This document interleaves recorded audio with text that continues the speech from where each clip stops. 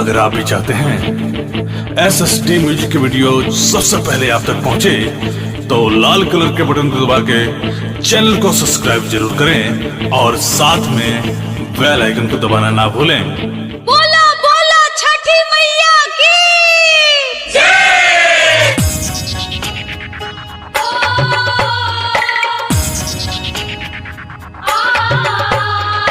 DJ Manish Raxaul presented by SSD Music. Mixed by Sanji Recording Studio, Chandigarh, Baghaye. चननी तान चलाले पुनीता सेवा का घुटी भरा धोती बीजे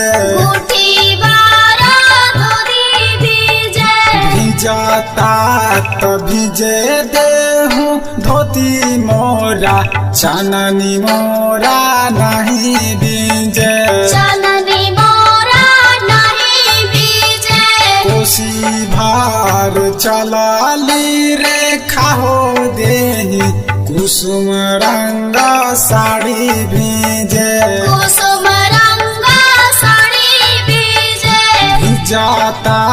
तो भिजे देहूँ साड़ी मोरा कोसी मोरा नहीं भीजे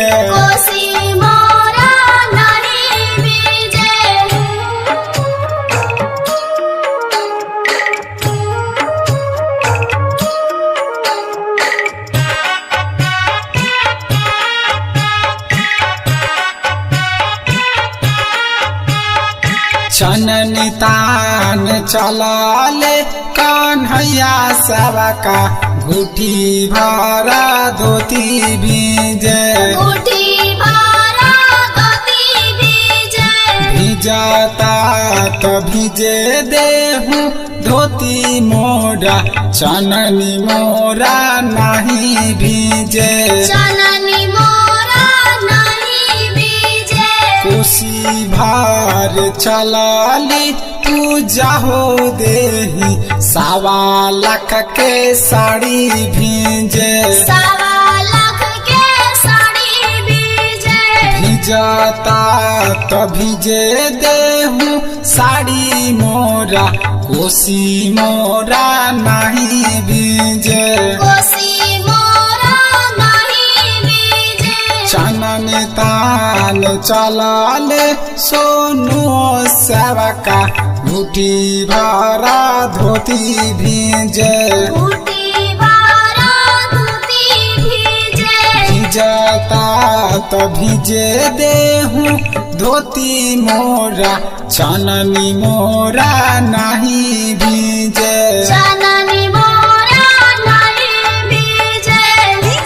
मनीष रक्सौल Mixed by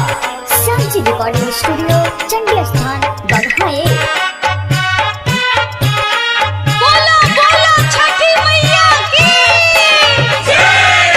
कोसी भार चलाली प्रियंका देही कुसुम रंग साड़ी भीजे भिजाता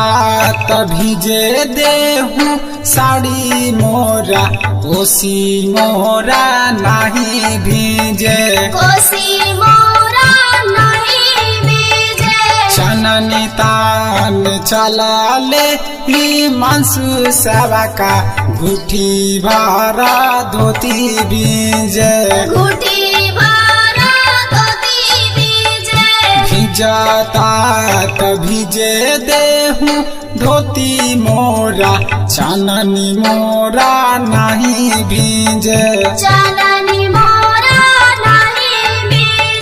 कोसी भार चलाली चांदनी देही सावा लाख के साड़ी भीजे भिजाता तो भिजे देहूँ साड़ी मोरा कोसी मोरा नहीं भीजे मुखिया लेके चलाले इंद्रजीता सेवका घुटी भारा धोती भीजे जाता तो भीजे देहूँ धोती मोरा चननी मोरा नहीं भीजे कुशी भार चलाली मुस्काना देही कुसुम रंगा साड़ी भीजे जाता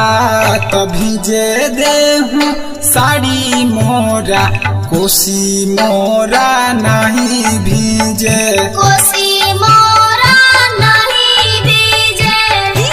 मनीष रक्सौल।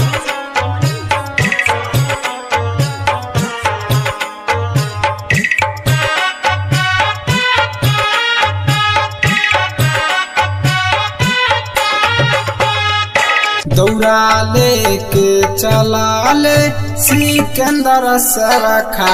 घुटी भरा धोती भीजे जाता तो भीजे देहूँ धोती मोरा चननी मोरा नहीं भीजे कोसी भार चलाली सोनी हो दे सवा लाख के साड़ी भीजे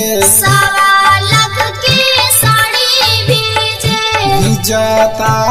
तो भीजे देहूँ साड़ी मोरा कोसी मोरा नहीं भीजे जाता